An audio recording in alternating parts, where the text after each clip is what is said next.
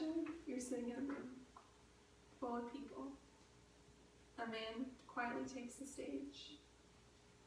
The room goes to a dull whisper, and you faintly hear him clear his throat.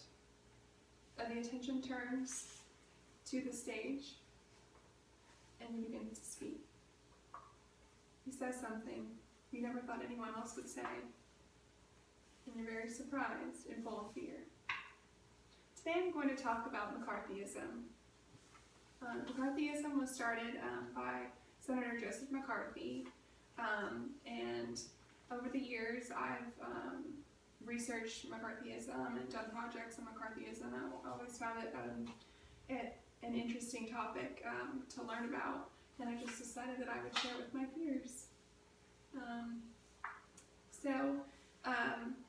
On February 9th, 1950, Senator Joseph McCarthy gave a speech about, he said that he had a list of 205 communists who were working in the U.S. State Department, and of course everyone at this time was very scared because there had been the Red Scare, which had started first in the early 1900s and then continued into the 50s.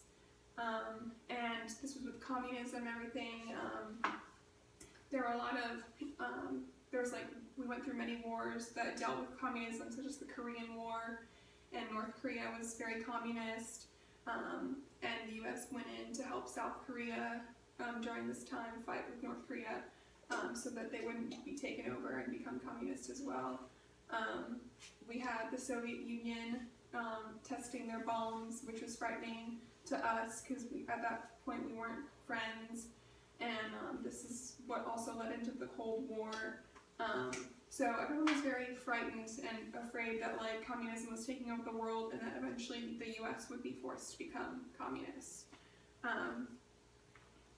Here are a few pictures of propaganda for the Red Scare. And also during this time, there was a couple named the Rosenbergs, Julius and Ethel Rosenberg. They were said to be spies who were giving information back to the Soviet Union about our bombs.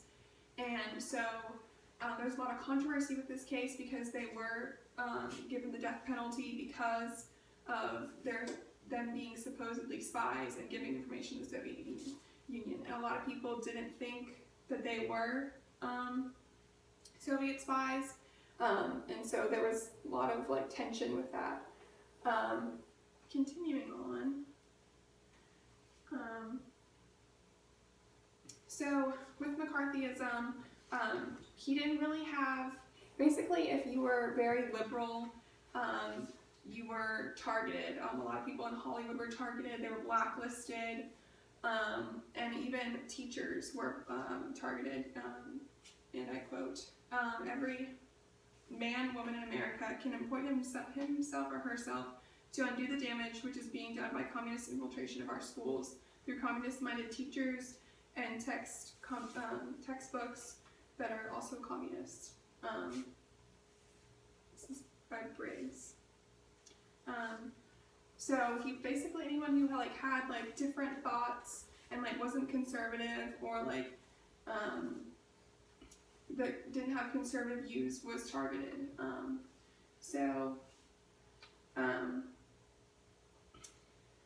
He went on to have the Army McCarthy trials, which was really his downfall. He went through, he targeted the Army, but these were televised hearings, and so people actually got to see how kind of crazy he was and how he didn't really have any support against him to didn't have support to take down the Army officials and stuff. And at one point he accused one of Joseph Welch's assistants of being communist, and in this quote he says, "Until this moment, Senator, I think I never really gauged your cruelty or your recklessness. You have done enough. Have you no sense of decency?" And this was said by Joseph Welch after his assistant was accused of being communist on TV and everything. And once people saw him for who he really was, they realized that he didn't have, there was no proof that there were really any communists, and it was all just like made up. And he was able to do this because of everyone's fear of communism, and like whole like investigations were started because of this, because people were so afraid that communism was coming to America, and so that's why it worked for so many years. But on December 2nd, 1954, he was censored, and McCarthyism was brought to an end. And it just really goes to show like how much like someone can, like how fear can really be manipulated and everything like that. So that's the end. Any questions, Alyssa?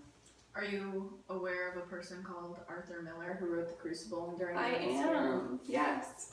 I actually watched the movie like my junior year of high school, and we like how it talks about like communism, and like there's like symbols for like McCarthyism and like communism, and like yeah. And so he wrote about the Crucible contains stuff that happened with the Salem witch trials back in the early 1800s, late 1800s, and so that shows you that even back then there was examples of McCarthyism.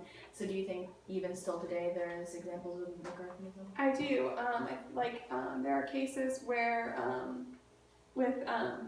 such as like after 9/11, a lot of like Islamic people were like targeted for being part of Al Qaeda and all that, and like they didn't have any proof really that they had been like a part of Al Qaeda like at all, and so it was just kind of like, oh, you're Muslim, you're Islamic, like this is like you're bad. So, and that was just kind of like thrown on them, and it's again unfair because like they're being targeted for just being like who they are and practicing their religion and culture. And do you believe that liberals will always be targeted because, as you've seen, like after 9/11, it was more of the people who are more peace-worthy people, just because some people in their religion of them were very making like, evil things, so they say.